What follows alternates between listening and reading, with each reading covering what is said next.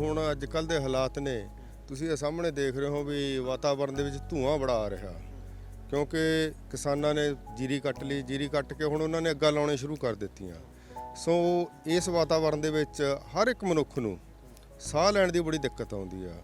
ਖਾਸ ਕਰਕੇ ਜਿਹੜੇ ਲੋਕ ਅਸਥਮੇ ਤੋਂ ਪਰੇਸ਼ਾਨ ਨੇ, ਉਹਨਾਂ ਨੂੰ ਬਹੁਤ ਜ਼ਿਆਦਾ ਦਿੱਕਤ ਆਉਂਦੀ ਆ। ਸੋ ਉਸ ਦਾ ਅਸੀਂ ਕੁਝ ਹੱਦ ਤੱਕ ਜਿਹੜਾ ਹੈ ਆਪਣੇ ਘਰਾਂ ਦੇ ਵਿੱਚ ਕੁਝ ਔਸ਼ਧੀ ਵਾਲੇ ਪੌਦੇ ਉਗਾ ਕੇ ਉਹਨਾਂ ਦਾ ਉਪਚਾਰ ਕਰ ਸਕਦੇ ਹਾਂ ਤੇ ਇਸ ਜਿਹੜੀ ਦਿੱਕਤ ਹੈਗੀ ਆ ਇਸ ਤੋਂ ਬਚ ਸਕਦੇ ਹਾਂ।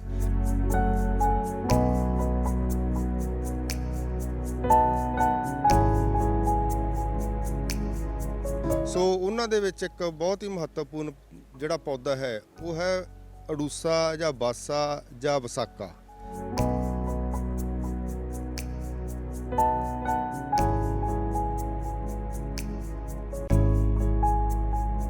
ਸੋ ਇਹ ਪੌਦਾ ਬੜਾ ਆਸਾਨੀ ਨਾਲ ਅਸੀਂ ਘਰੇ ਉਗਾ ਸਕਦੇ ਹਾਂ। ਇਹ ਗਮਲੇ 'ਚ ਵੀ ਹੋ ਜਾਂਦਾ ਤੇ ਧਰਤੀ 'ਚ ਹੋ ਜਾਂਦਾ।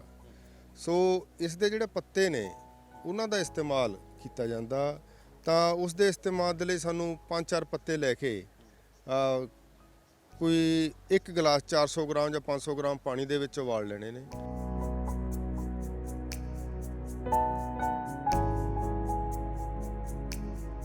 ਸਤਿ ਸ਼੍ਰੀ ਅਕਾਲ, ਤੁਸੀਂ ਦੇਖ ਰਹੇ ਹੋ ਪੰਜਾਬ ਲੋਕਮਤ ਟੀਵੀ। ਮੈਂ ਜਸਪਾਲ ਮਾਨ। ਜਿਸ ਤਰ੍ਹਾਂ ਦੇ ਨਾਲ ਅੱਜ ਕੱਲ੍ਹ ਮੌਸਮ ਬਦਲ ਰਿਹਾ, ਉਸ ਸਮੇਂ ਹਰ ਕੋਈ ਆ ਜਿਹੜਾ ਉਹ ਖੰਘ ਜ਼ੁਕਾਮ ਜਾਂ ਇਸ ਤਰ੍ਹਾਂ ਦੀਆਂ ਹੋਰ ਜਿਹੜੀਆਂ ਦਿੱਕਤਾਂ ਪਰੇਸ਼ਾਨੀਆਂ ਦਾ ਸਾਹਮਣਾ ਕਰ ਰਿਹਾ। ਔਰ ਇਸੇ ਬਾਬਤ ਆ ਜਿਹੜਾ ਅਸੀਂ ਡਾਕਟਰਾਂ ਕੋਲ ਵੀ ਜਾਂਦੇ ਹਾਂ, ਪਰ ਇਹਦਾ ਇਲਾਜ ਆ ਜਿਹੜਾ ਉਹ ਸਾਡੇ ਘਰ ਦੇ ਵਿੱਚ ਵੀ ਹੁੰਦਾ। ਕੁਝ ਇਸ ਤਰ੍ਹਾਂ ਦੇ ਬੂਟੇ ਹੁੰਦੇ ਆ ਜਿਨ੍ਹਾਂ ਦੇ ਨਾਲ ਅਸੀਂ ਜਿਹੜਾ ਇਹਨਾਂ ਚੀਜ਼ਾਂ ਦਾ ਵਰਤ ਕੇ ਇਲਾਜ ਕਰ ਸਕਦੇ ਹਾਂ। ਔਰ ਉਸੇ ਬਾਬਤ ਗੱਲਬਾਤ ਕਰਨ ਦੇ ਲਈ ਅੱਜ ਅਸੀਂ ਆਏ ਹਾਂ ਜੋਗਾ ਸਿੰਘ ਵੜੈਚ ਜੀ ਕੋਲ ਆਏ ਆ। ਇਹਨਾਂ ਦਾ ਨੇਚਰ ਵਿਊ ਨਰਸਰੀ ਫਾਰਮ ਆ ਔਰ ਇਹ ਪਿੰਡ ਸੰਗਾਲਾ ਪੈ ਜਾਂਦਾ ਜੀ, ਸੰਗਾਲਾ ਪਿੰਡ ਪੈ ਜਾਂਦਾ ਔਰ ਇਹ ਧੂਰੀ ਮਲੇਰਕੋਟਲਾ ਰੋਡ ਦੇ ਉੱਪਰ। ਇਹਨਾਂ ਨਾਲ ਗੱਲਬਾਤ ਕਰ ਲੈਣੇ। ਬਾਈ ਜੀ ਸਤਿ ਸ਼੍ਰੀ ਅਕਾਲ। ਸਤਿ ਸ਼੍ਰੀ ਅਕਾਲ ਜੀ ਜਸਪਾਲ ਜੀ, ਕੀ ਹਾਲ ਹੈ? ਜੀ ਮਿਹਰਬਾਨੀ ਜੀ, ਧੰਨਵਾਦ। ਅੱਜ ਜੇ ਆਪਾਂ ਥੋੜੀ ਜਿਹੀ ਗੱਲਬਾਤ ਕਰ ਲਈਏ ਜੀ, ਇੱਕ ਦੋ ਬੂਟਿਆਂ ਬਾਰੇ ਜਾਣਕਾਰੀ ਦੇ ਦਿਓ ਮੁੱਢਲੀ ਜੀ, ਤਾਂ ਜੋ ਲੋਕਾਂ ਨੂੰ ਪਤਾ ਵੀ ਲੱਗ ਸਕੇ। ਕਈ ਵਾਰੀ ਹੁੰਦੇ ਆਪਣੇ ਘਰਾਂ 'ਚ ਵੀ ਲੱਗਿਆ ਆਮ, ਜਾਂ ਕਈ ਵਾਰੀ ਇਹ ਹੁੰਦਾ ਕਿ ਅਗਲਾ ਬੰਦਾ ਥੋੜਾ ਜਿਹਾ ਗਲਤੀ ਕਰ ਲੈਂਦਾ ਕਿ ਯਾਰ ਵੀ ਬੂਟਾ ਮਿਲੂ ਕਿੱਥੋਂ ਜਾਂ ਇਹਦਾ ਵਰਤਾਂਗੇ ਕਿਵੇਂ, ਹੈ ਨਾ। ਇਹਨਾਂ ਚੀਜ਼ਾਂ ਬਾਰੇ ਜਾਣਕਾਰੀ ਨਹੀਂ ਮਿਲਦੀ। ਜਿਵੇਂ ਅੱਜ ਕੱਲ੍ਹ ਦਾ ਮੌਸਮ ਬਦਲ ਰਿਹਾ, ਖੰਘ ਜ਼ੁਕਾਮ ਜਾਂ ਕੋਈ ਹੋਰ ਸਾਹ ਲੈਣ 'ਚ ਦਿੱਕਤ ਪਰੇਸ਼ਾਨੀਆਂ ਆਉਂਦੀਆਂ ਨੇ, ਉਹਦੇ ਲਈ ਕੋਈ ਇੱਕ ਦੋ ਬੂਟੇ ਇਸ ਤਰ੍ਹਾਂ ਦੇ ਰਿਕਮੈਂਡ ਕਰੋ ਲੋਕ ਘਰਾਂ 'ਚ ਲਾ ਵੀ ਲੈਣ ਤੇ ਉਹਦਾ ਵਰਤਣ ਦਾ ਤਰੀਕਾ ਵੀ ਤੁਸੀਂ ਜਰਾ ਦੱਸੋ ਜੀ।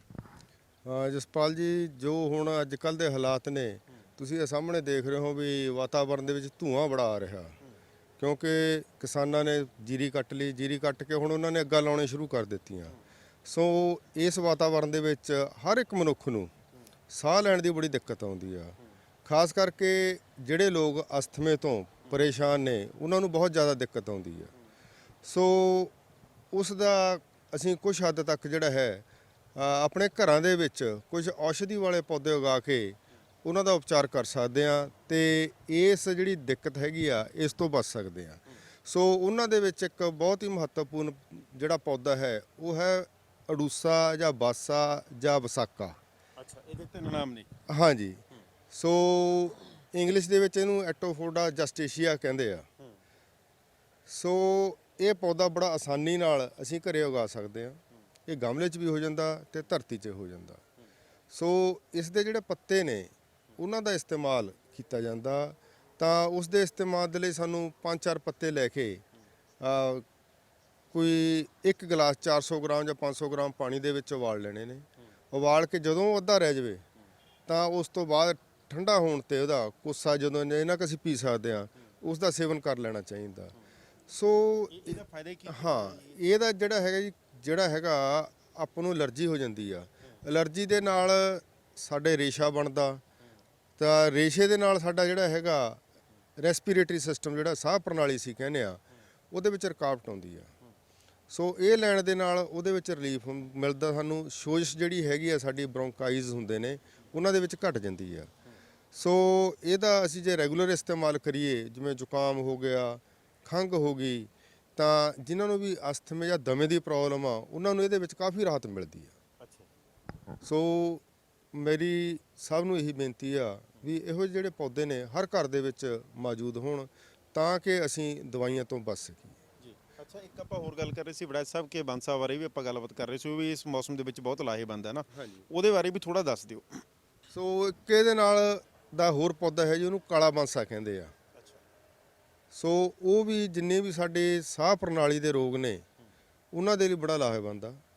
ਸੋ ਉਹਦਾ ਜਿਹੜਾ ਹੈਗਾ ਅਸੀਂ ਜਿਵੇਂ ਪੱਤੇ, ਫਲ, ਫੁੱਲ, ਜੜ, ਉਹਦਾ ਸਾਰਾ ਹੀ ਜਿਹੜਾ ਪੌਦੇ ਦਾ ਇਸਤੇਮਾਲ ਕਰ ਸਕਦੇ ਆ।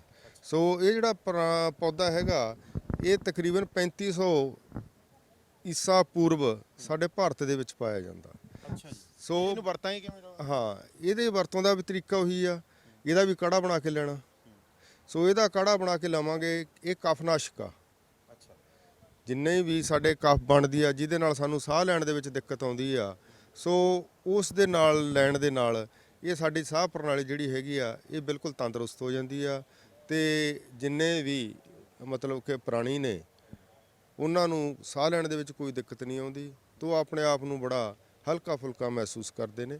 ਸੋ ਇਹੋ ਜਿਹੇ ਜਿਹੜੇ ਪੌਦੇ ਨੇ ਸਾਨੂੰ ਹਰ ਘਰ ਦੇ ਵਿੱਚ ਹੋਣੇ ਜ਼ਰੂਰੀ ਨੇ ਤਾਂ ਕਿ ਅਸੀਂ ਸਮੇਂ ਸਿਰ ਆਪਣੇ ਸਰੀਰ ਦਾ ਜਿਹੜਾ ਹੈਗਾ ਉਪਚਾਰ ਕਰ ਸਕੀਏ ਅਤੇ ਤੰਦਰੁਸਤ ਰਹਿ ਸਕੀਏ। ਇੱਕ ਬੜਾ ਅੱਛਾ ਹੋਰ ਚੱਲ ਜੀ, ਦੱਸੋ ਕਿ ਬਜ਼ੁਰਗ ਜਾਂ ਬੱਚੇ ਮਤਲਬ ਇਹਨੂੰ ਲੈ ਲੈਣ, ਮਤਲਬ ਇੰਨੀ ਕੁ ਡੋਜ਼ ਪੀ ਸਕਦੇ ਜਾਂ ਜਿੰਨੀ ਪੀ ਸਕਦੇ ਉਨੀ ਕੁ ਲੈਣ?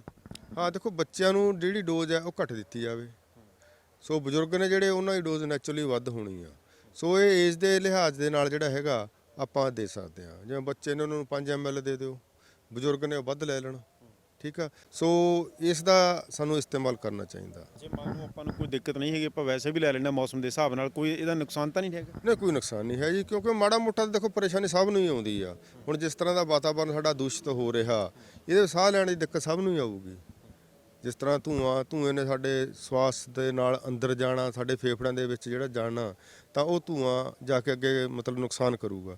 ਸੋ ਜੋ ਇਸ ਦਾ ਇਸਤੇਮਾਲ ਕਰੀ ਜਾਊਗਾ ਬੰਦਾ ਤਾਂ ਉਹਨੂੰ ਕੋਈ ਪ੍ਰੋਬਲਮ ਨਹੀਂ ਆਏਗੀ। ਮਤਲਬ ਮਾੜੀ ਮੋਟੀ ਚੀਜ਼ ਦੇ ਤੇ ਜਾਂ ਜੇ ਇੰਨੀ ਕੁ ਪਰੇਸ਼ਾਨੀ ਹੈ ਤਾਂ ਡਾਕਟਰ ਕੋਲ ਜ਼ਿਆਦਾ ਜਾਣ ਦੀ ਲੋੜ ਨਹੀਂ ਪੈਣੀ? ਹਾਂ, ਜੇ ਅਸੀਂ ਤਾਂ ਰੈਗੂਲਰ ਇਸਤੇਮਾਲ ਟਾਈਮ ਸਿਰ ਮਤਲਬ ਸਮਾਂ ਰਹਿੰਦੇ ਆਪਾਂ ਕਰ ਲਈਏ ਪਹਿਲਾਂ ਹੀ, ਤਾਂ ਸਾਨੂੰ ਕੋਈ ਵੱਡੀ ਸਮੱਸਿਆ ਨਹੀਂ ਆਊਗੀ। ਕਿਉਂਕਿ ਕਈ ਵਾਰ ਫਿਰ ਜੇ ਅਸੀਂ ਨਹੀਂ ਮੌਕੇ 'ਤੇ ਇਲਾਜ ਕਰਦੇ ਤਾਂ ਦਿੱਕਤ ਵੱਧ ਜਾਂਦੀ ਆ, ਫਿਰ ਸਾਨੂੰ ਐਡਮਿਟ ਵੀ ਹੋਣਾ ਪੈ ਸਕਦਾ। ਮਿਹਰਬਾਨੀ, ਤੁਸੀਂ ਟਾਈਮ ਦਿੱਤਾ ਜੀ। ਸੋ ਇਸ ਤਰ੍ਹਾਂ ਦੇ ਹੋਰ ਬੂਟੇ ਆ ਜਿਹੜੇ ਉਹਨਾਂ ਬਾਬਤ ਵੀ ਤੁਹਾਨੂੰ ਆ ਜਿਹੜਾ ਲਗਾਤਾਰ ਜਾਣੂ ਕਰਾਉਂਦੇ ਰਹਾਂਗੇ, ਔਰ ਡਿਸਕ੍ਰਿਪਸ਼ਨ ਦੇ ਵਿੱਚ ਮੈਂ ਇਹਨਾਂ ਦਾ ਵੈਦ ਸਾਹਿਬ ਦਾ ਨੰਬਰ ਵੀ ਤੁਹਾਡੇ ਨਾਲ ਸਾਂਝਾ ਕਰ ਦੂੰ ਤਾਂ ਜੋ ਤੁਸੀਂ ਇਹਨਾਂ ਕੋਲੋਂ ਬੂਟੇ ਵੀ ਉਪਲਬਧ ਕਰਵਾ ਸਕਦੇ ਹੋ। ਬਹੁਤ ਬਹੁਤ ਮਿਹਰਬਾਨੀ।